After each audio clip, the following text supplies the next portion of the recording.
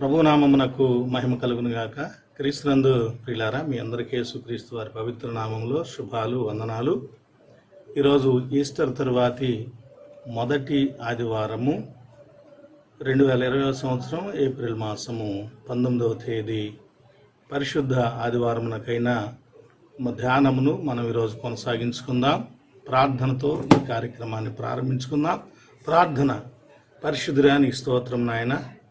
ఈనాటి ఆదివారపు ధ్యానములో పరిశుద్ధ వాక్యాన్ని ధ్యానము చేసుకున్నటకై మీ కృపా బాహుళ్యమును మాకు అనుగ్రహించి నాయన, ఈ వీడియో ద్వారా ఏ కుటుంబము మీ సన్నిధిలోనికి వస్తున్నదో మా సంఘం అంతటి మీద, మా అందరి మీద నాయన, ప్రతి బిడ్డ మీద, మా రాష్ట్రముపై, దేశముపై మీ యొక్క దీవెనను, మీ కాపుదలను అనుగ్రహించుమని యేసుక్రీస్తు వారి పేరిట అడుగుచున్నాం తండ్రి.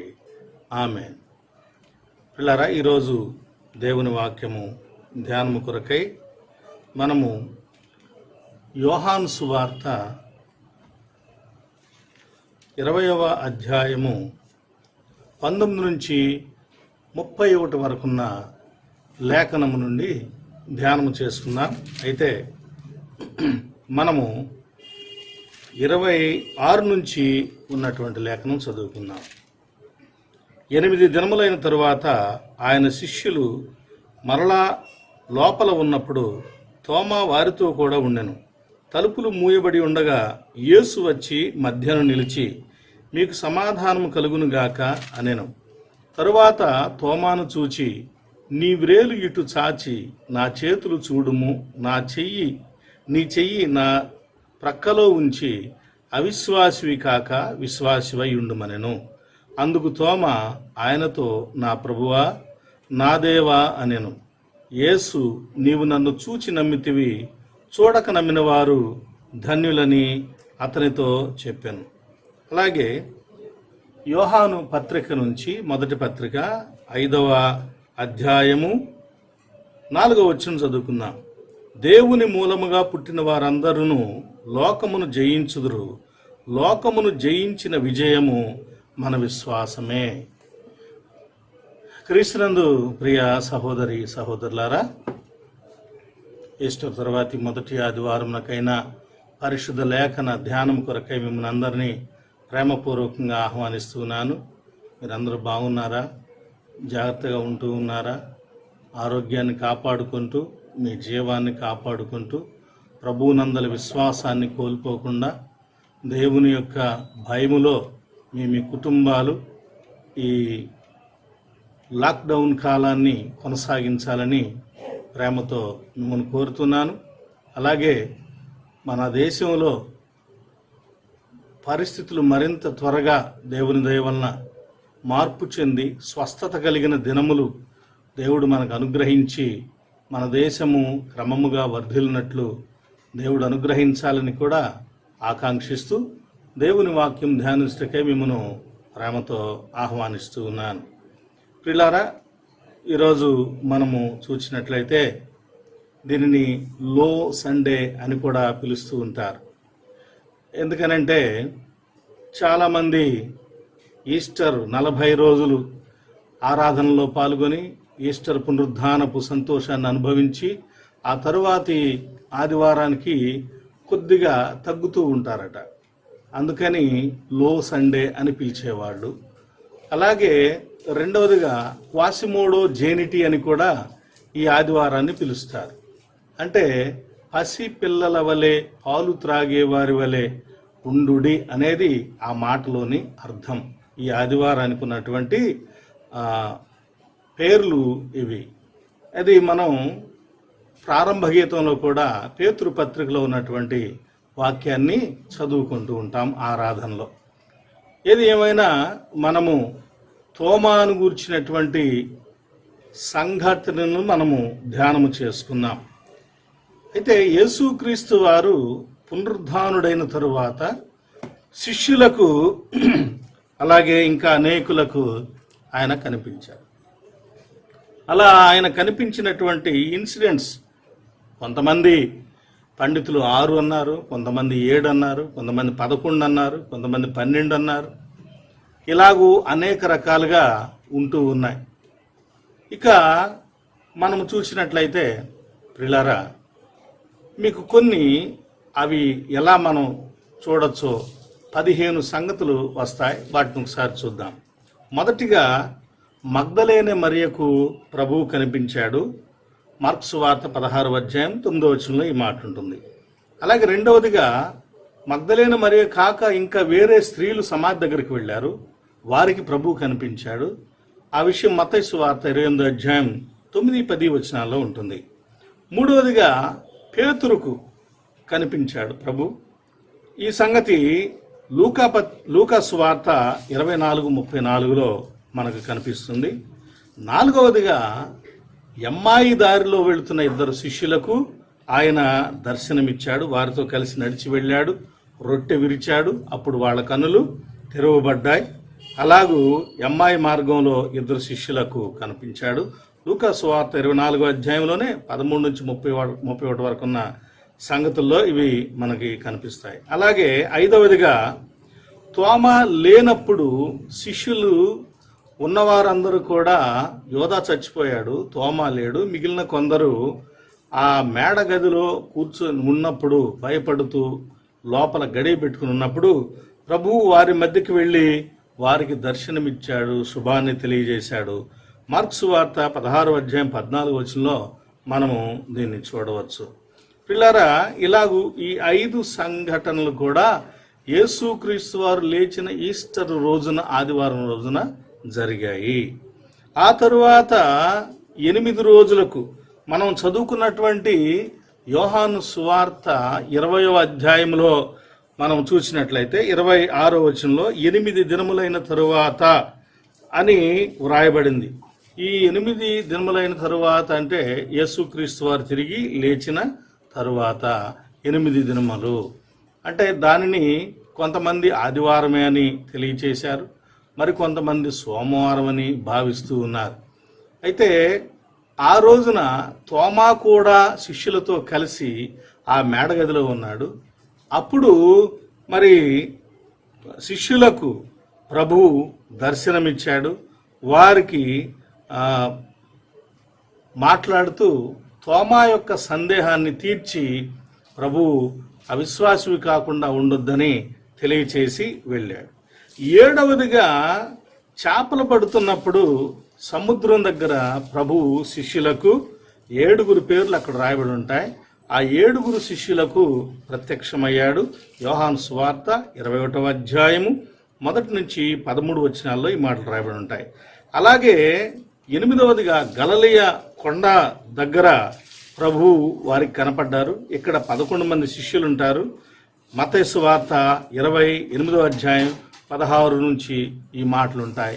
ఇది సుమారుగా ఆయన తిరిగి లేచిన తర్వాత 40 రోజులకు దగ్గరగా ఉన్న సందర్భంలో జరిగింది. ఇదే కాదు, ఇంకా 500 మందికి మరలా కనపడ్డాడని కొరింథీ పత్రిక 1వ పత్రిక 15వ అధ్యాయము 6వ వచనము ఆ ప్రాంతంలో మనం చూసినట్లయితే 500 మందికి కనపడ్డాడని రాయబడి ఉంటుంది. ఇది కూడా 40 రోజులకు దగ్గర సమీపంగా ఉన్న సమయంలో. అలాగే యాకోబుకు కూడా ప్రభు కనపడ్డాడని అదే సందర్భంలో పౌలు భక్తుడు కొరింథీ సంఘానికి తెలియచేస్తాడు. కనుక 10వదిగా యాకోబుకు కూడా ప్రభు దర్శనమిచ్చాడు. అలాగే 11వదిగా మరలా అపోస్తలులకు ఇతరులకు ఆయన ఆరోహణానికి ముందు దర్శనమిచ్చాడు. అపోస్తల కార్యముల గ్రంథం 1వ అధ్యాయము 2-3 వచనాల్లో ఈ సంగతులు ఉంటాయి. మరి 12వదిగా చూసినట్లయితే ఒలీవల కొండ మీద బేతనీయకు దగ్గరలో యేసుక్రీస్తు వారు ఆరోహణమయ్యే సందర్భంలో శిష్యులకు దర్శనమిచ్చారు. పిల్లారా, ఇక తరువాత మనం చూసినట్లయితే 13, 14, 15 కూడా ఉంటాయి. అవేంటంటే ఒకటి స్టెఫను చనిపోతున్నప్పుడు ఆయనకు ప్రత్యక్షమయ్యాడు, ఆయనకు తన దర్శనాన్ని అనుగ్రహించాడు. ఆ తర్వాత 14వదిగా చూసినట్లయితే పౌలు భక్తుడికి దమస్కు మార్గంలో ఆయన తన యొక్క దర్శనాన్ని అనుగ్రహించాడు. 15వదిగా చూసినట్లయితే ఆయనకి ఇష్టమైన శిష్యుడు పద్మస్సు ద్వీపంలో ఉన్నటువంటి యోహానుకు ఆయన దర్శనమిచ్చాడు. ఈ రీతిగా ప్రభువు తన ప్రత్యక్షతలను పునరుద్ధానాంతరము అనుగ్రహించాడు.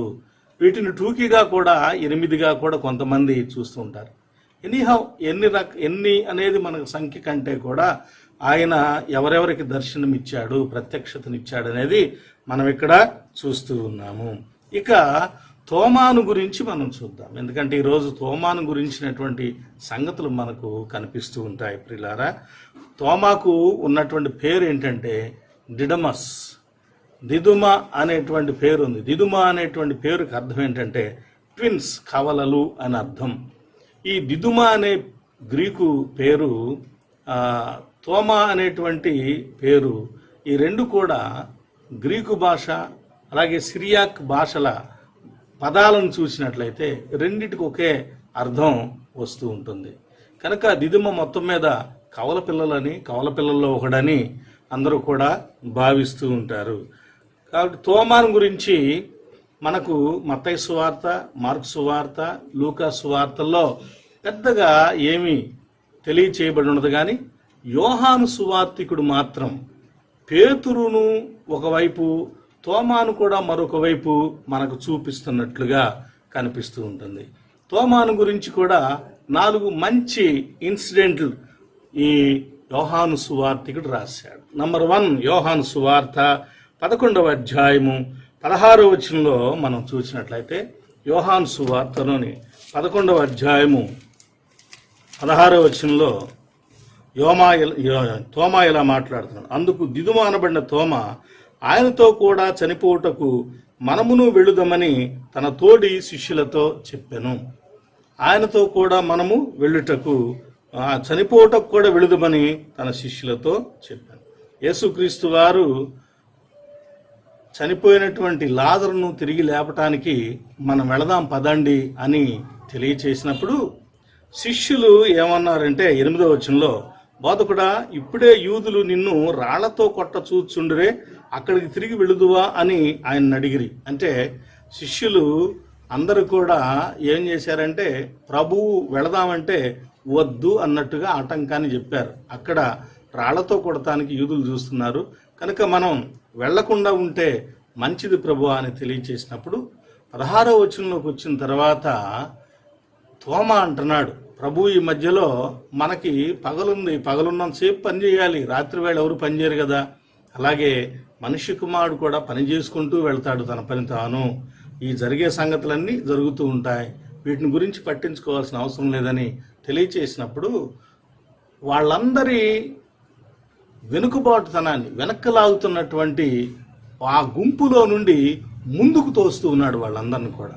అంటే వాళ్ళందరూ ప్రభువు వెళదామనంటే వెనక్కి లాగుతున్నారు, కానీ అదే గుంపులో ఉండి వాళ్ళందరూ ముందుకు తోస్తున్నాడు. అదండి మనం కూడా వెళదాం, ఆయనతో చనిపోవటానికైనా వెళదామని గలిలయ నుండి వాళ్ళందరూ కదిలి ప్రభువుతో కూడా రావటానికి అతడు చక్కని ధైర్యపరిచే మాటలు తెలియజేశాడు. కనుక తోమా ధైర్యవంతుడు. ప్రిలారా, మన జీవితాల్లో కూడా, సంఘ జీవితంలో కూడా, కుటుంబ జీవితంలో కూడా యేసుతో కూడా కలిసి నడిచేటువంటి సందర్భాల్లో మనల్ని వెనకకు లాగేటువంటి మనుషులు అనేక మంది ఉంటారు. వెనకకు లాగే సందర్భాలు అనేకమైనవి ఉంటూ ఉంటాయి. ఈ వెనకకు లాగేటువంటి పరిస్థితులలో మనము తోమావలే ఒక మంచి నిర్ణయం తీసుకోవలసిన వారమై ఉంటున్నాం. ఆ మంచి నిర్ణయం ఏంటంటే ప్రభువుతో కూడా మనం ముందుకు వెళదామనేది మంచి నిర్ణయం. తరువాత యోహాను భక్తుడు తెలియజేస్తున్నటువంటి మరొక సంగతి ఏమిటనంటే, యోహాను సువార్త 14వ అధ్యాయంలో తోమా మాట్లాడుతున్న మరొక మాటను మనకు తెలియచేస్తాడు. తోమా మాట్లాడినటువంటి మాట 14వ అధ్యాయం యోహాను సువార్త 5వ వచనం. అందుకు తోమా, ప్రభువా, ఎక్కడికి వెళుచున్నావో మాకు తెలియదే, ఆ మార్గం ఎలాగూ తెలియనని ఆయనను అడుగగా, నేను తండ్రి దగ్గరికి వెళ్తున్నాను, మిమ్మల్ని కూడా తీసుకుని వెళ్తాను, మీరు కూడా అక్కడికి రావాల్సి ఉంటుందని ప్రభువు తెలియచేస్తూ ఉంటే, అప్పుడు తోమా ప్రభువుని అడుగుతూ ఉన్నాడు, ఎలాగూ మాకు ఆ మార్గం తెలియదు కదా, నువ్వు ఎక్కడికి వెళ్తున్నావో మాకెట్లా తెలుసు అని అడుగుతున్నాడు. ఇక్కడ తోమా యొక్క అర్థవంతమైనటువంటి మనస్సు మనకు కనిపిస్తూ ఉన్నది. అతడు ఏ విషయాన్ని కూడా తెలిసి తెలియనట్లుగా, సగం తెలిసినా అంతా తెలిసినట్లుగా ఒప్పుకునే మనస్తత్వం కలిగిన వాడు కాదు. సమస్తం కూడా తాను ఎరిగి ఉండాలి అనుకున్నటువంటి మనస్తత్వం కలిగిన వానిగా తోమ మనకిక్కడ కనిపిస్తూ ఉన్నాడు. ప్రియ సహోదరి సహోదరులారా, ప్రభువా మాకు ఎలాగూ తెలియను ప్రభువును అడుగుతూ ఉన్నాడు. తనకు తెలియని విషయాన్ని తెలియజేయమని తోమ అడుగుతూ ఉన్నాడు. మనం కూడా కొన్ని సందర్భాల్లో మనకు వచ్చేటువంటి డౌట్స్, సందేహాలను తీర్చగలిగిన వారి దగ్గర బయట పెట్టాల్సిన అవసరం ఉంది, అడగాల్సిన అవసరం ఉన్నది. అలా కాకుండా ఇంకా సందేహంతో ఉన్న వాళ్ళ దగ్గరికి వెళ్ళి అడిగితే, సరిగ్గా తెలియని వాళ్ళ దగ్గరికి వెళ్ళి అడిగితే మనల్ని ఇంకా పక్కత్రోవ పట్టించేటువంటి అవకాశం ఉంటుంది. కాబట్టి తెలిసిన వారి దగ్గర మనం ఎప్పుడు కూడా డౌట్ తీర్చుకోవాలి. ప్రియ స్నేహితులారా, ఇక్కడ గురువు గారినే అడుగుతూ ఉన్నాడు. గురువు గారినే శిష్యుడు అడుగుతూ ఉన్నాడు, అయ్యా నాకు తెలియచేయమని. మిగిలిన వారు ఎవరు కూడా ఆ తెలియని విషయాన్ని మాట్లాడలేదు. కానీ తోమ మాట్లాడుతున్నాడు. శిష్యులు ఇలా అడిగిరి అని కొన్ని విషయాలు మనకు సువార్తలో రాయబడి ఉంటాయి. బహుశా అలాంటి సందర్భంలో తోమానే మాట్లాడి ఉండొచ్చు. ప్రభువా, ఈ విషయం మాకు అర్థం కాలేదు, తెలియచేయమని తోమ అడిగి ఉంటాడు నేను అనుకోవటం. తొందరపాటు కలిగినటువంటి పేతురు ముందుకొచ్చి ప్రతిదీ మాట్లాడుతున్న సందర్భంలో తోమ కొంచెం నిదానించి వెనక నిలబడి ఉంటాడు. కానీ లేకపోతే పేతురు వలె తోమ కూడా చక్కగా అన్ని అడిగి తెలుసుకోవాలనేటువంటి నిబ్బరమైనటువంటి మనసు కలిగిన వానిగా మనకు కనిపిస్తూ ఉన్నాడు. జాగ్రత్త, మనకు కూడా సందేహాలు వస్తాయి. సందేహాలు వచ్చినప్పుడు మనం ఎవరిని పడితే వారిని అడగకూడదు. మన దేవుని సంగతుల్లో సందేహం వచ్చినప్పుడు దైవజనులను అడగండి. వారికి తెలిసినంత మీకు తెలియజేస్తారు. మీ దైవజనుడిని అడగండి, తెలిసినంత వరకు తెలియజేస్తాడు. ఒకవేళ తెలియకపోతే ఆయన కూడా ఆయనకు సంబంధించిన గురువు గారి దగ్గర తెలుసుకుని మళ్ళీ మీకు తెలియజేసే అవకాశము ఉంటుంది. మనము గొర్రెలముగా మనల్ని మేపుతున్నటువంటి గురువు గారి దగ్గర, కాపరి దగ్గర మనము నేర్చుకోవాల్సిన అవసరం ఉందని ఈ సమయమున మిమ్మల్ని కోరుతూ తెలియచేస్తున్నాను. ఇక తోమాను గురించి యోహాను సువార్తలో రాయబడిన మరొక సందర్భం మనం చూసినట్లయితే, యోహాను సువార్త 20వ అధ్యాయము, ఇప్పుడు మనం చదువుకున్న దగ్గర ఉన్నటువంటి సందర్భం. యోహాను సువార్త 20వ అధ్యాయంలో 25 నుంచి కూడా చూసినట్లయితే, ప్రభు మొదటిగా శిష్యులకు ఆదివారం అంటే ఆయన లేచిన రోజు, పునరుద్ధానం రోజున గదిలో కనపడినప్పుడు తోమ అక్కడ లేడు. ఈ మాట గుర్తుపెట్టుకోండి కాస్త. తోమ వారితో కూడా లేడు. ఇస్కరియోతు యోధ అంటే ఆల్రెడీ చచ్చిపోయాడు.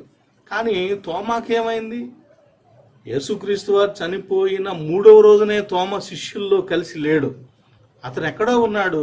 ప్రభు ఆ శిష్యుల దగ్గరకు వచ్చి మేడగదిలో ప్రత్యక్షతనిచ్చి ఆయన దర్శించి వారికి శుభాన్ని చెప్పి తాను బ్రతికానని చెప్పేసి మీరు ధైర్యంగా ఉండండి అని ఆయన తెలియచేస్తున్నాడు. పునరుద్ధానమును జీవము నేనే గనక మీరు నమ్మకంగా ఉండండి అని ఆయన తెలియచేసి వెళ్ళాడు. ఆ సందర్భంలో తోమ లేడు.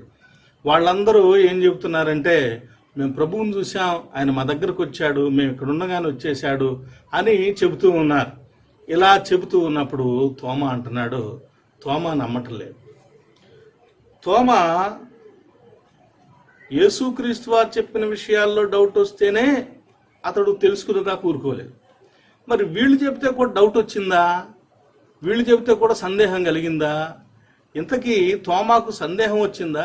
అపనమ్మిక వచ్చిందా? అంటే అవిశ్వాసం వచ్చిందా? సందేహం వచ్చిందా?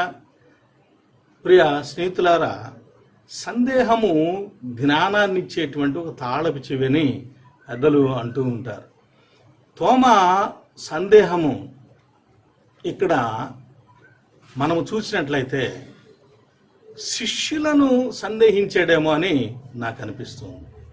ఎందుకని శిష్యులను ఎందుకు సందేహంతో ఉన్నాడు? తోమాకు ఇక్కడ మనం అవిశ్వాస లేక విశ్వాస అనేటువంటిది మనం చూస్తే తోమాకున్న లక్షణం ఏంటండి? ఖరాఖండిగా దేన్నైనా తెలుసుకోవాలి, అంతేగాని అరాకొరా తెలుసుకోవటం అతనికి లేదు. మీకు సంగతి తెలీదు. తోమ మంచి స్కల్ప్చర్, చక్కని శిల్పట. అతని శిల్పి ఎంత చక్కగా శిల్పాన్ని చేయగలుగుతాడంటే, ఈ రోజుల్లో మిషన్ మీద చేసినా కానీ అంతటి మెత్తదనం పాలిషింగ్ రాదంట. అంత గొప్పగా పాలిషింగ్ చేయగలరు. అద్దంలాగా ముఖం కనబడేటట్లుగా రాతిని తీర్చిదిద్దగలిగినటువంటి నైపుణ్యం కలిగిన వాడంట. అంటే ఏదైనా నేర్చుకునేటప్పుడు సంపూర్ణంగా నేర్చుకోవటం, తెలుసుకోవటం తోమాకున్నటువంటి లక్షణం. మరి అందుకని ఖరాఖండిగా తెలుసుకుంటాడు. కాబట్టి వీళ్ళు దానికి తగిన రుజువులేవో చూపించలేకపోయారు, చెప్పలేకపోయారు కనుక వీళ్ళ మాటలు నమ్మటం లేదు. రెండవదిగా స్త్రీల సాక్ష్యం ఉంది. ఆ స్త్రీల సాక్ష్యానికి పెద్ద విలువ ఉండదు కనుక తోమ అబ్బాయి నేను నమ్మను, మీరు చెప్పే మాటల మీద నాకు నమ్మకం లేదు. అలాగే ప్రియులారా, అతడు ఆ మాటలు మాట్లాడటానికి కూడా బహుశా ఇంకా కొంచెం కారణాలు ఉన్నాయి. ఏమిటంటే యేసుక్రీస్తు వారు సిలువ వేయబడ్డప్పుడు సమాధిలో పెట్టినప్పుడు ఇంకేముంది అంతా అయిపోయిందని శిష్యులు భయపడి గదిలో ఉండి ఉండవచ్చు. కానీ ఆయన తిరిగి లేచిన తర్వాత కూడా భయపడుతూ గదిలో ఉండాల్సిన అవసరం ఏంటి? ఎందుకంటే ఆయన తిరిగి లేచాడు కదా. ఆ బలంతో, ఆ ధైర్యంతో వాళ్ళు బహిరంగంగా మా ప్రభువు తిరిగి లేచాడని చెప్పొచ్చు కదా. కనుక వాళ్ళు చేస్తున్నటువంటి వాళ్ళ ప్రవర్తన అలాంటి ధైర్యం లేకుండా భయపడుతూ ఇంకా గదిలోనే ఉంటున్నారు. కాబట్టి వాళ్ళ మాటలను తోమ నమ్మలేకపోయాడు. అతని సందేహానికి మరొక అవకాశం ఏంటంటే వారు చెబుతున్న ప్రభు వారితో కూడా లేడు, ఎదురుగా కనిపించటం లేదు. ఏది ఏమైనా ఒకవేళ మనం అందరం ఎప్పుడు అనుకునేటట్లుగా తోమాకు బహుశా స్వయంగా సందేహం కూడా కలిగి ఉండొచ్చు. ఇక చివరిగా మనం చూస్తే తోమా సందేహాన్ని విషయం, అతడు వాళ్లకు ప్రభు దర్శనమిచ్చినప్పుడు లేకపోవటమే దీని అంతటికి ముఖ్య కారణము. కనుక ప్రభు దర్శించిన కాలమందు, ప్రభు మనకు తెలియజేసే కాలమందు, దేవుని వాక్యం మనకు దొరికే కాలమందు మనము దానికి సిద్ధపడి ఉండాలండి. లేకపోతే ఇలాగే పతనమైపోతుంటాం. ఎప్పుడైతే తోమ నాకు డౌట్గా ఉందని అన్నాడో, తోమ ఎక్కడికి వెళ్ళిపోయాడు తెలుసా? అధపాతాళానికి వెళ్ళిపోయాడు. విశ్వాసంలో 0 లెవెల్కి వెళ్ళిపోయాడు. మనకి వైకుంఠపాళి అని ఒక ఆట ఆడుతూ ఉంటారు. ఆ వైకుంఠపాళి ఆటలో పాములు, నిచ్చెనలు ఉంటూ ఉంటాయి. ఆ నంబర్ పడినప్పుడు పైదాకా వెళ్ళిన తర్వాత ఒకవేళ పాము నోట్లో పడేటువంటి నంబర్ వచ్చిందనుకోండి, పైకి వెళ్ళిన వాడు తిరిగి మరలా కింద నంబర్ 1 గడిలోకి వచ్చేస్తాడు. అంటే ఒక ఉన్నతమైన స్థాయికి వెళ్ళిన వాడు తిరిగి మరలా కిందకు వచ్చి పడిపోతాడు. అలాగే తోమాకు కూడా ఈ సందేహం రావడంతో చివరికి మరలా ప్రారంభంలో విశ్వాసి అయినప్పుడు అవిశ్వాసంలో ఉన్నప్పుడు ఎలాంటి స్థితిలోకి ఉన్నాడో అలాంటి స్థితిలోనికి తోమా వచ్చేసాడని చెప్పుకోవడంలో డౌట్ లేదు. ప్రియ స్నేహితులారా, అతడు లేడు అని అంటే ఇక్కడ నేను ఇప్పుడు తెలియజేస్తున్నాను. శిష్యులతో అతడు లేడు ఇంతకు ముందు ప్రభు వచ్చినప్పుడు. ఇక్కడ మనకు తెలిసేది ఏంటంటే మత్తయి సువార్త 10వ అధ్యాయంలో కానివ్వండి, మార్కు సువార్తలో కానివ్వండి, లూకా సువార్తలో కానివ్వండి, వీటిల్లో శిష్యుల పేర్లు రాసేటప్పుడు కొన్ని చోట్ల తోమా పేరు రాయబడలేదు. తోమా పేరు అన్ని చోట్ల రాయబడలేదు. తోమా శిష్యులతో కలిసి ఉండటం కొంచెం తక్కువ నేను అనుకోవటం. బహుశా అతను సంపూర్ణంగా ప్రభువుకు సమర్పించుకోలేదేమో, తన పనులు తాను చూసుకుంటూ ప్రభు శిష్యుడిగా ఉన్నాడా? రెండవది ఒకవేళ తోమా ఈ మిగిలిన వాళ్లతో, వాళ్ళ ఆలోచనతో ఏకీభవించలేని వాడిగా కూడా ఉండి ఉండవచ్చు. అందరూ ఒక రకంగా ఉంటారు కదండి, ఒక్కోళ్ళు ఒక రకంగా ఉంటారు. తోమా కూడా అలాగే వీళ్ళందరితో ఏకీభవించేటువంటి స్థితి లేనివాడై ఉండి ఉండవచ్చని నేను ఈ సమయమున భావిస్తున్నాను. ఏది ఏమైనా ఈ రీతిగా తోమా ప్రభువును గురించి సందేహించలేదు, కానీ ఆ శిష్యుల ప్రవర్తన బట్టి వారి మాటలను సందేహించినట్లుగా దీని ద్వారా మనం చూడవచ్చు. అయితే ప్రియ స్నేహితులారా, యోహాను సువార్తికుడు తోమాను చివరికి ఎలా చూపించాడంటే, పేతురు ఎలాంటి వాడో తోమా కూడా అలాంటి వాడిలాగా చూపించాడు. ఏమన్నాడు తోమా చివరికి? తోమా మాటలు చివరిలో ఈ పుస్తకంలో రాయబడి, నా ప్రభువా నా దేవా, నా ప్రభువా నా దేవా.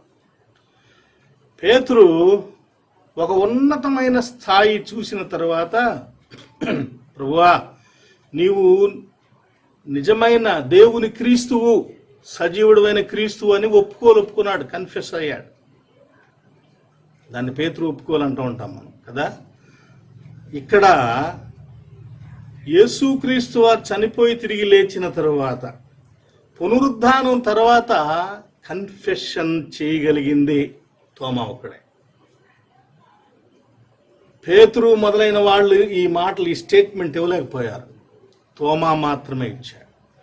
కనుక తోమాను సందేహించేవాడు అనే వాళ్ళందరికి కూడా నేను మనవి చేసేది ఏంటంటే, దయచేసి తోమాని సందేహపు తోమాగానే చూడబాకండి. తోమా కన్ఫెస్ అయినటువంటి తోమ, ఒప్పుకొనిన తోమ, యేసు స్వామి తిరిగి లేచిన తర్వాత ఆయన ప్రభువని దేవుడని ఒప్పుకున్నటువంటి తోమాను దయచేసి తక్కువ చేసి చూడొద్దు. కాబట్టి ప్రియులారా, తోమా సందేహితులకు ప్రభువును తెలుసుకొని, గ్రహించి, ఒప్పుకొని ప్రభు సాక్షులుగా జీవించడానికి ఒక చక్కని తార్కాణంగా మనకు కనిపిస్తూ ఉన్నాడు. కాబట్టి తోమా ఒకటి పేతురు వలె ప్రభువును ఒప్పుకున్నాడు, గొప్ప సాక్ష్యము ఇచ్చాడు. రెండవదిగా, తోమాను ప్రభువు గద్దించలేదు, తిరస్కరించలేదు, లేదా వేరువేరుగా మాట్లాడలేదు. కృప చూపించి, కనికరించి, శాంతిని అనుగ్రహించాడు. సందేహము తీర్చి ఒక సంపూర్ణతలోనికి తోమాను నడిపించాడు. మన జీవితాల్లో కూడా అలాంటి పరిస్థితులు వస్తాయండి. ప్రభువుకు మనల్ని అప్పగించుకుందాం, ప్రభువు మీద ఆధారపడదాం, ప్రభువు వైపు చూద్దాం. ఆ ప్రభువే గడియలను చీల్చుకొని వచ్చి మన అసంపూర్ణతను సంపూర్ణతలోనికి మార్చగలిగిన వాడై ఉంటూ ఉన్నాడు. తోమా చెప్పినటువంటి ఈ సాక్ష్యము, ఈ ఒప్పుకోలు తోమా భవిష్యత్ జీవితానికి ఒక పునాదిలాగా, ఒక త్రోవలాగా ఏర్పడిందని మనం చెప్పుకోవచ్చు. తోమాను గురించినటువంటి కొన్ని చారిత్రక విషయాలు చూసి మనం ముగించుకుందాం. ఎందుకంటే తోమా మన దేశానికి వచ్చాడు. తోమాను మనం తక్కువ చేసి మాట్లాడద్దు. సందేహితుడైనటువంటి తోమాగా ప్రకటించొద్దు దయచేసి. తోమా ఒప్పుకోలు చేసినటువంటి వాడు. ఆ రోజు తోమా తీసుకున్నటువంటి ఆ నిర్ణయం, నేను నమ్మను అనే నిర్ణయం, ఈరోజు మనం ఆ మాట మాట్లాడకుండా ప్రభువుని నమ్మటానికి, అతని సందేహం మనకు ఆశీర్వాదంగా మారింది. ప్రభు ఏమన్నాడు? నువ్వు చూసి నమ్ముతున్నావయ్యా, చూడక నమ్మిన వారు ధన్యులు అన్నాడు. కాబట్టి అతని సందేహం వల్ల భవిష్యత్ తరాల్లో విశ్వసిస్తున్న మనకు ఆశీర్వాదం కలిగింది. కనుక తోమాను తక్కువ చేసి ఆలోచించొద్దని మిమ్మల్ని కోరుతున్నాను.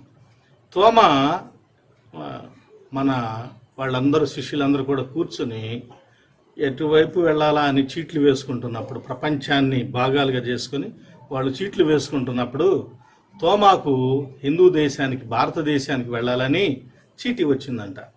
అయితే తోమా అన్నాడు, నేను వెళ్ళను, ఎందుకంటే నేను హెబ్రీయుణ్ణి. ఆ విగ్రహారాధికులు మొదలైన పరిస్థితులు ఉంటాయి కదా, అక్కడికి వెళ్ళి నేను ఎట్లాగూ వాళ్ళ భోజనం చేయాలి, వాళ్ళతో ఉండాలి, వాళ్ళ మధ్య నేను ఎట్లా సువార్త ప్రకటించాలి, కనుక నేను వెళ్ళను అని అతడు యెరూషలేములను తిరుగుతూ ఉన్నాడంట. రెండవదిగా, ఆ తోమా యెరూషలేములో తిరుగుతున్నప్పుడు క్రీస్తు శకం 46 సంవత్సరం సుమారుగా మన భారతదేశంలో అప్పుడు కాందహార్ మొదలైనవి ఉన్నాయి చూసారా, ఆఫ్ఘనిస్తాన్, బలూచిస్తాన్, అలాగే పాకిస్తాన్లో ఉన్నటువంటి పంజాబ్ మొదలైన ప్రాంతాలని గొండాఫోరస్ అనేటువంటి రాజు పరిపాలిస్తూ ఉన్నాడంట. ఆ రాజు తన కోసం, తన తమ్ముని కోసం ఒక పెద్ద ప్యాలెస్ కట్టించాలనుకుని యెరూషలేములో మంచి నైపుణ్యం కలిగినటువంటి రాతి పనివారు దొరుకుతారని అక్కడ పంపించాడట. అక్కడ అతని సేవకుడైనటువంటి అబ్బానీస్ తిరుగుతూ ఉంటే ఒక వ్యక్తి కనపడి, ఎవరిని వెతుకుతున్నావు అని అడిగాడు. నాకు ఒక మంచి శిల్పి కావాలి, నైపుణ్యవంతమైన శిల్పి కావాలి, మా రాజుగారు ఒక మంచి ప్యాలెస్ కట్టాలనుకుంటున్నాడు అని చెప్పాడు. అప్పుడు ఆయన అన్నారు, నా బానిస ఒక ఆయన ఉన్నాడు, ఆయన మంచి శిల్పకారుడు, నువ్వు గనక వెళ్ళి అతన్ని, మీ యజమానంట, ఆయన పేరు యేసు అంట, నిన్ను నాతో కూడా భారతదేశానికి తీసుకుని వెళ్ళమన్నాడు, అక్కడ ఒక గొప్ప ప్యాలెస్ కట్టాలని నిన్ను ఆయన తీసుకొని వెళ్ళమన్నాడు అని. ఆ తర్వాత అతడు వెతికి తోమాతో మాట్లాడినప్పుడు తోమా పశ్చాత్తాపడి ఆ మాట విని భారతదేశానికి వచ్చాడు. ఆ ప్రాంతంలో ఒక గొప్ప ప్యాలెస్ను కట్టించడానికి అతను గండఫోరస్ అనేటువంటి రాజు గొప్ప గొప్ప మాణిక్యాలు, ధనాన్ని ఇచ్చినప్పుడు ఒక ప్రదేశంలో కట్టమని తోమాను నిర్ణయించినప్పుడు తోమా అక్కడున్నాడు.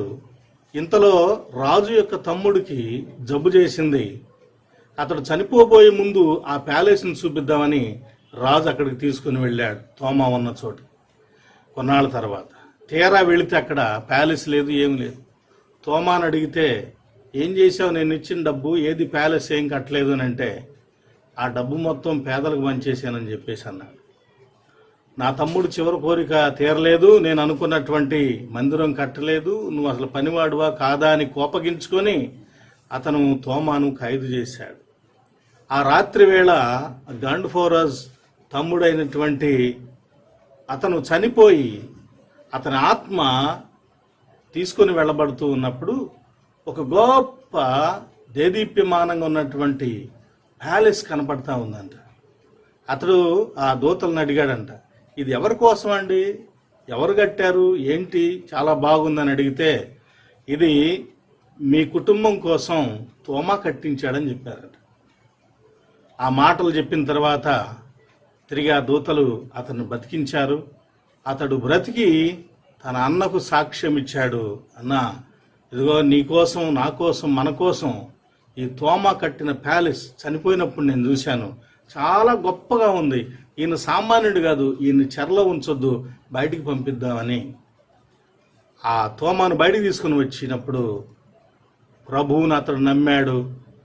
తోమా తిరిగి మరలా ఎడిస్సా ప్రాంతానికి వెళ్ళి అక్కడ సువార్త సేవ చేసి కొన్నాళ్ల తర్వాత తిరిగి వచ్చేసరికి ఆ రాజు ఆ పరిపాలన దెబ్బతినిపోయింది.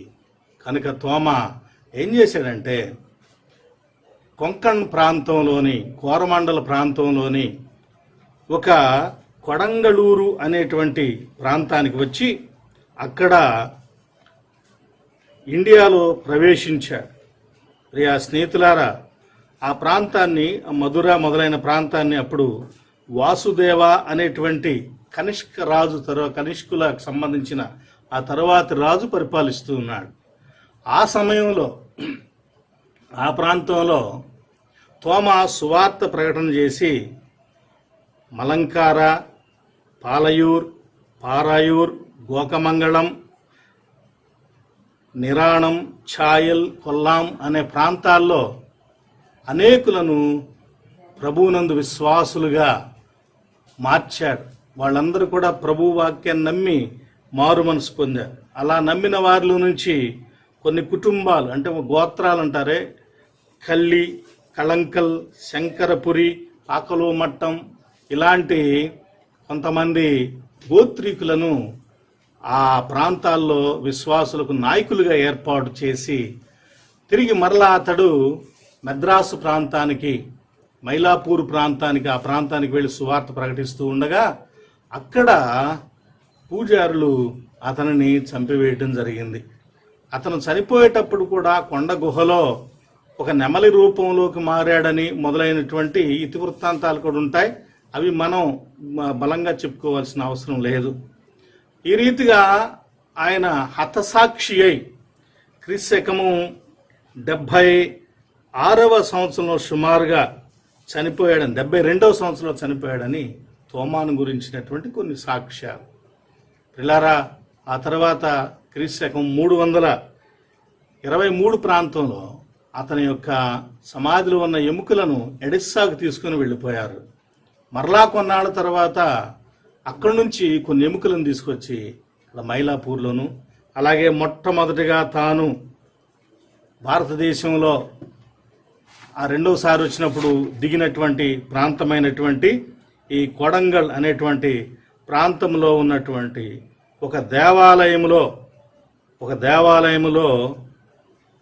అజికోడ్ అనేటువంటి ప్రాంతంలో ఉన్న దేవాలయంలో అతని కుడి చేతిని ఉంచారని, ఎందుకంటే ఆ చేత్తోనే ప్రభు యొక్క గాయాల్లో వేలు పెట్టి చూశాడు కనుక. ఇలా తోమా గొప్ప పరిచర్య చేశాడు, హతసాక్షి అయ్యాడు. తోమా క్రీస్తు శిష్యులలో అత్యుత్తమమైనటువంటి గొప్ప జ్ఞానం కలిగిన వానిగా మనము చూడవచ్చు. గొప్ప పనితనం కలిగిన వానిగా, నైపుణ్యవంతమైన పనితనం కలిగిన వానిగా చూడవచ్చు. ఇన్ని ఉన్న ప్రభు కోసం తనను సమర్పించుకొని ప్రభు కోసం తన జీవితాన్ని ఆయన సమర్పించుకున్నాడు. ఎన్నో వందల మందిని స్వస్థపరిచాడని, బాగు చేశాడని, గుడ్డి వాళ్ళకి కళ్ళు వచ్చినాయని ఇప్పటికి కూడా నాజరన్ అనేటువంటి ప్రాంతంలో, కేరళ ప్రాంతంలో, కోరమండల్ ప్రాంతంలో 3 రకాల పాటలు పాడుతూ ఉంటారు. అవేంటంటే రంబాన్ పట్, వీరదీయన్ పట్, మార్గం కాళీపట్ అనేటువంటి పాటలు పాడుతూ ఉంటారు.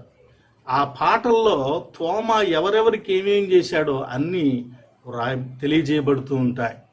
కనుక మీరు ఒకవేళ నెట్లో కూడా చూడవచ్చు. రంబాన్ పట్ అని కొడితే, అన్ని సెర్చ్ చేస్తే అది వస్తూ ఉంటుంది. ప్రియ స్నేహితులారా, చివరిగా మనం తోమా యొక్క జీవితంలో తోమా సందేహం మనకు ఆశీర్వాదంగా మారిందని తెలుసుకున్నాం. మన జీవితాల్లో కలిగేటువంటి లోపాలు కూడా దేవుడు మనకు ఆశీర్వాదంగా మారుస్తాడు. 40 రోజుల పాటు ఆ మేడగదిలో భయపడినటువంటి శిష్యవర్గం, అదొక క్వారంటైన్ కదా. ఇప్పుడు కూడా క్వారంటైన్ అని మనం వింటున్నాం కదా. 15 రోజులు ఈ కరోనా వైరస్ వచ్చిన వారిని వేరుగా, ఒకవేళ అనుమానితులను వేరుగా ఉంచి వైద్యం చేస్తూ ఉన్నారు కదా. ఇటలీలో పూర్వకాలంలో దూర ప్రాంతాల నుంచి నౌకలు కదా అప్పుడు ఉంది, ఆ నౌకల్లో వచ్చిన వాళ్ళని 40 రోజులు ఊరు బయటే ఒక చోట ఉంచేవాళ్ళంట. ఆ తర్వాతే వాళ్ళని ఊర్లోకి, పట్టణంలోకి రానిచ్చేవాళ్ళట. ఎందుకంటే 40 రోజుల్లో వాళ్ళకి ఏమైనా రోగాలు, సమస్యలు అంటుకుని ఉంటే అవన్నీ తీరిపోతాయి, బయటపడతాయి, తెలుస్తాయని. అలాగే ప్రియులారా, ఈరోజు కూడా శిష్యులు 40 రోజులు ఆ గదిలో భయపడ్డారు, సమాజంలోకి వెళ్లకుండా భయపడ్డారు. ప్రభు వాళ్ళకి దర్శనాలు ఇచ్చి వారిని ధైర్యపరుస్తూ ఉన్నా, వాళ్ళకి తెలియచేస్తూ ఉన్నా, వాళ్ళు ఇంకా భయపడుతున్నారు. తిరిగి లేచిన ప్రభువు పునరుద్ధానం వలన పొందవలసిన బలం వారు పొందలేక భయపడుతూ బాధపడుతూ ఉన్నారు. ఈరోజు మనం కూడా ప్రభువుని ఆరాధించడానికి కూడా ఈ లోకం భయపడతా ఉంది కదా. ఆరాధన కూడా చేయొద్దు అనేటువంటి మాటను మనం వింటూ ఉన్నాం, భయపడుతూ ఉన్నాం. అయ్యా స్నేహితులారా, ప్రభువు ధైర్యాన్ని ఇచ్చేటువంటి రోజులు ఉన్నాయి, కాపాడేటువంటి ప్రభువు తోడుగా ఉండి సమాధానాన్ని ఇచ్చే రోజులు ఉన్నాయి. మనము ఈ ప్రభువును బయటకు వెళ్ళి ఆరాధించలేని ఈ సందర్భాన్ని మనం ఏమైనా పొరపాటు చేస్తున్నామేమో. ఈ మాట యావత్ క్రైస్తవ సంఘం తెలుసుకోవాలి. ప్రభువు ఈ రోజున ఆరాధించే పరిస్థితి లేకుండా చేశాడు ఈ లోకానికి. ఈ లోకం చేస్తున్నటువంటి ఆరాధనలో ఏ లోపం ఉందో, మీ ఆరాధన నాకు వద్దు ఇశ్రాయేలుని అన్నాడు చూసారా. మీరు వేసేటువంటి ఆ ధూపము, ఆ బలి నా ముక్కుకు వాసన చండాలంగా ఉంది, నేను వాటిని వద్దు, తీసివేస్తున్నాను అన్నట్టు. ఒకవేళ నేడున్న క్రైస్తవ సమాజం కూడా ఈ లోకంలో ప్రభువును ఏ పొరపాట్లతో ఆరాధిస్తూ ఉందో, మనకు మహిమ కలిగేటట్లుగా మనం చేస్తూ ఉన్నామేమో. కనుకే మనం అలాంటి పరిస్థితిని, దౌర్భాగ్య పరిస్థితిని ఈరోజు మనం అనుభవించాల్సి వచ్చింది. ఆరాధన లేని స్థితిని యావత్ క్రైస్తవ సంఘం అనుభవించాల్సి వస్తుంది. కనుక మార్చుకుందాం, సరి చేసుకుందాం. ఈ దాగి ఉండాల్సినటువంటి సమయంలో మనలను మనం సరి చేసుకొని మనం తిరిగి చక్కగా యథార్థ హృదయముతో, పరిపూర్ణ హృదయముతో, సమర్పణ హృదయముతో మనము దేవుణ్ణి ఆరాధించడానికి ముందుకుందాం. వినయము, వినమ్రత, వేషధారణ లేని ఆరాధన, ఆత్మతో సత్యముతో కూడుకున్న ఆరాధన 10 మందిగా కూడుకుని చేసినప్పుడు, అలాగే ఒంటరిగా మనం మన జీవితాల్లో పని చేసుకుంటూ ఉన్నప్పుడు కూడా ఆత్మతో సత్యముతో కూడుకున్న ఆరాధన చేస్తూ యథార్థ జీవితాన్ని మనం కలిగి ఉంటూ దేవుని నామాన్ని మహింపరచుకుందాం. ఆ హతసాక్షిని గురించి తెలుసుకున్నటువంటి మనము జీవితంలో ప్రభువు కోసమై ప్రాణాలనైనా ప్రణంగా పెట్టగలిగిన ఒక తీర్మానించుకున్న క్రైస్తవులంగా జీవించుదాం. సర్వశక్తిమంతుడు అలాంటి గొప్ప తీర్మానమును, ధైర్యమును, విశ్వాసమును మనకు అనుగ్రహించి నడిపించునుగాక. ఆమేన్. ప్రార్థన. కృప కలిగిన తండ్రి, పరిశుద్ధానికి స్తోత్రం నాయన. ఈ రోజున ఇట్టి పరిశుద్ధమైన లేఖనాన్ని మేము ధ్యానం చేసుకున్నాం. లోకమును జయించింది మీ విశ్వాసం అని తెలియజేశాం మా ప్రభువా. సందేహము మొదలైన వాటిని జయించిన ఆయన తోమా విశ్వాసముతో ముందుకు కదిలాడు తండ్రి. అయా, మా దేశానికి వచ్చి మేమందరం కూడా ప్రభువునందు విశ్వాసం కలిగిన వారి అవటానికి మొదటిగా ఈ దేశంలో మీ యొక్క సువార్తను ప్రకటించినటువంటి హతసాక్షి మీ శిష్యుడు నాయన. ఆయన కాలు పెట్టినటువంటి మా దేశాన్ని మీరు దీవించండి అయ్యా. ఇప్పుడున్నటువంటి ఈ అస్వస్థత పరిస్థితులను, రోగగ్రస్తమైన రోజులను తీసివేసిన ఆయన తిరిగి స్వస్థతతో కూడుకున్న మంచి రోజులు మాకందరికి దయచేయండి తండ్రి. దేశంలో స్వస్థతను అనుగ్రహించండి ఆయన. మా ప్రభువా, ప్రతి వారిలో ఉన్న భయాన్ని తీసివేసి ధైర్యమును అనుగ్రహించండి అయ్యా. మేము ఒకవేళ మీకు వ్యతిరేకమైన రీతిలో క్రైస్తవ సంఘం ఆరాధిస్తూ ఉన్నదేమో అయ్యా, ఆ సంఘం ఆరాధించుకునే పరిస్థితి లేకుండా చేశావు. కనికరించండి నా తండ్రి. మరలా మీ కరుణను, మీ కృపను అనుగ్రహించండి. మేము వేషధారణ లేని, మోసకరమైనది లేని, మమ్మల్ని మేము గొప్ప చేసుకునేటువంటి పరిస్థితులు లేని, యథార్థ హృదయముతో, నమ్మకమైన మనస్సుతో, తగ్గింపుతో నాయన, ఆత్మతో సత్యముతో చేయవలసిన ఆరాధన మేము చేస్తూ నాయన మేము జీవించడానికి, ఈ భవిష్యత్ కాలంలో లాంటి చక్కని నిర్ణయంతో ముందుకు వెళ్ళడానికి మాకు సహాయం చేయమని, ఎవరెవరి కుటుంబాల్లో రోగాలతో బాధపడుతున్నారో, ఆర్థికపరమైన ఇబ్బందులతో బాధపడుతున్నారో అయ్యా, అనేకమైన కుటుంబ సమస్యలతో బాధపడుతున్నారు ఆయన, ఈ క్వారంటైన్ టైంలో, నాయన లాక్డౌన్ టైంలో ఏ ఇబ్బందులతో ఇబ్బంది పడుతున్నారు అటు నీ బిడ్డలందరూ కూడా దర్శించండి. వీటిల్లో పనిచేస్తున్నటువంటి ఉద్యోగస్తులు, వివిధ రంగాల్లో, వివిధ డిపార్ట్మెంట్లను చేస్తున్న ప్రతి ఉద్యోగిని కూడా మీరు కాపాడి సంరక్షించండి. వైద్యులను, పోలీసు వారిని ఆయన, ఇంకనూ మా ప్రభు రెవెన్యూ మొదలైన వారందరినీ కూడా మీరు ఎక్కల నేను కాపాడి సంరక్షించు నాయన. అయ్యా, ఇదిగో నా తండ్రి, మా సంఘమును, మా గ్రామమును మీరు ఆశీర్వదించండి. ఆంధ్ర ఎవాంజలికల్ లూథరన్ సంఘాన్ని దీవించండి మా ప్రభు తండ్రి. తిరిగి మరో పర్యాయం మీ సన్నిధిని మేమందరం ప్రత్యక్షంగా కలిసి ఆరాధించుకునే భాగ్యం దయచేయమని ఆయన, ఈ ప్రార్థనలో తల్ల వంచిన ఈ బిడ్డలు ఏ విషయాన్ని బట్టి అయ్యా వారు మీ దగ్గర వేడుకుంటున్నారు, దయతో వారికి అనుగ్రహించి దీవించి మహిమ పొందమని యేసుక్రీస్తు వారి పుణ్యనామమున వేడుకొంచున్నాము తండ్రి. ఆమేన్. పరలోకమందున్న మా తండ్రి, నీ నామం పరిశుద్ధపరచబడునుగాక, నీ రాజ్యం మాకు వచ్చునుగాక, నీ చిత్తం పరలోకమందు నెరవేర్చున్నట్లు భూమి యందు నెరవేరునుగాక. మా అనుదిన ఆహారం నేడు మాకు దయచేయము. మా ఇళ్ళ అపరాధము చేసిన వారిని మేము క్షమించి ఉన్న ప్రకారం మా అపరాధము క్షమించుము. మమ్మల్ని శోధనలోనికి తేక దుష్టులను తప్పించుము. రాజ్యము, శక్తియు, మహిమ నిరంతరం నీవై ఉన్నవి తండ్రి. ఆమేన్. మన పరమ తండ్రి అయిన దేవుని ప్రేమయు, ప్రభు అయిన యేసుక్రీస్తు వారి కృపై, పరిశుద్ధాత్మ దేవుని యొక్క అన్యోన్య సహవాసము సదా మీకు తోడైండి మిమ్మల్ని ఆశీర్వదించి కాపాడునుగాక. ఆమేన్, ఆమేన్, ఆమేన్. బిడ్డలారా, సంఘ బిడ్డలారా, మీ అందరికీ వందనాలు. దేవుడు మిమ్మల్ని దీవించాలని ఆకాంక్షిస్తున్నాను.